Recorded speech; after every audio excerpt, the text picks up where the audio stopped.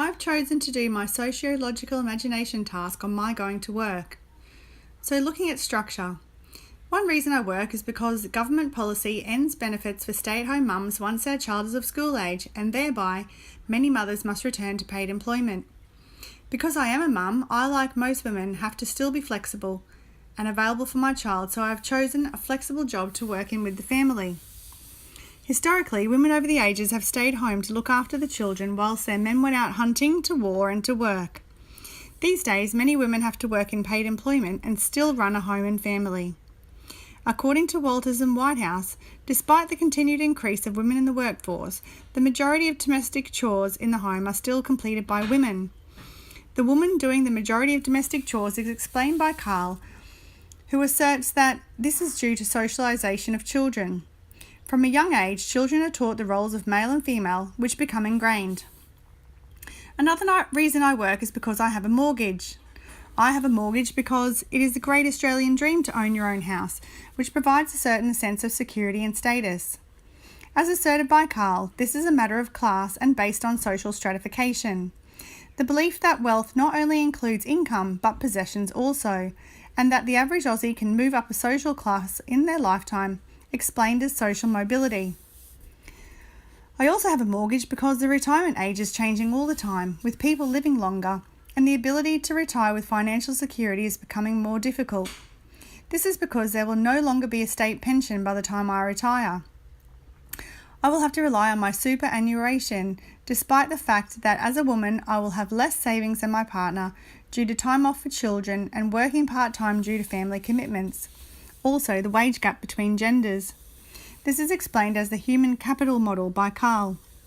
It's an ongoing issue from a historical, patriarchal view, and as asserted by Carl, is an issue which feminists are committed to addressing.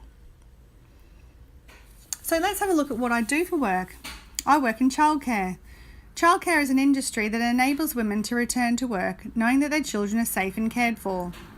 They know this because childcare workers have to be qualified and the industry is regulated by the government with strict guidelines and assessments. So, why do people use childcare? Because I thought it takes a village to raise a child. Because people have had to move for work or other reasons and may not be near family for help.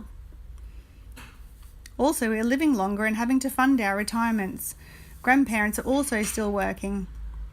As well, travel is becoming more accessible, and with the tourism industry boom, grandparents may be off travelling the world instead of looking after grandchildren.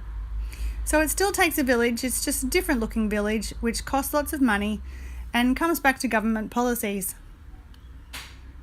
So thinking about the childcare industry, it's typically a female dominated industry with low pay. The reason it's female dominated is because women have been seen historically as the carers and child rearers in society, which is due to socialisation of children and ingrained gender roles asserted by Carl. So why is the pay low? Because child rearing has historically been viewed as secondary to real work.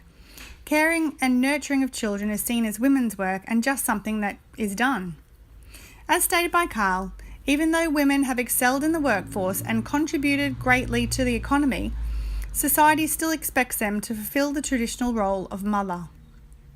Because the attitude of society is it is difficult to gain an increase in wages, and childcarers are seen as lower class due to their profession. This is because they are seen as childminders and no more despite their qualifications. This idea is backed up by the government with low pay for the industry. As stated by Carl, society is less likely to respect those people who have lower paying jobs. Therefore, those in low paying jobs will have the double issue of struggling financially and to move past the stigma attached to their employment. This results in classism. In addition, the government and childcare operators keep wages low so that childcare is affordable to service users, to ensure that mothers keep working and contributing to the economy. This is due to industrialisation. Service users need childcare centres, government need childcare centres so that people can work, and the childcare centres profit, but not the employees. So looking at agency, to ensure that I don't remain in a low-paid job, I'm attending university. So this will give me a degree in child and family studies. A higher paid job will mean I can contribute higher taxes to the economy. A higher education and understanding in policies will enable me to advocate for social change and changes to government policy and working families. Also looking at agency. Through my work in childcare, I'm assisting other working families so both partners can work. This means that there are more people contributing to the economy. Also, through my work, women are able to choose to work and study, which is empowering them. Those women will show their children that people have choices, and this will empower their children into the future, and so on. Also, through my working in childcare, I am educating children in my care. This will assist those children to become strong in themselves and their understanding of the social world, therefore enabling them to do well and think for themselves as they enter formal schooling, resulting in future leaders who will create social change and government policies to assist working families. So considering agency as well, childcare work is low pay. So if we were to have a strike about pay, then families would not be able to work. Therefore, there would be less money going into the economy. People could not afford their mortgages and lifestyles would change, affecting the family, resulting in family breakdown. So intervention for that would require social workers, but the social workers would be struggling because they have no childcare, resulting in families becoming even more vulnerable. So this is all down to government policy on working families, pay rates, and access to affordable childcare. Also considering agency, if we were to strike, this also affects me and my family. If families can't work, then there are less service users, therefore no need for childcare, so no job for me.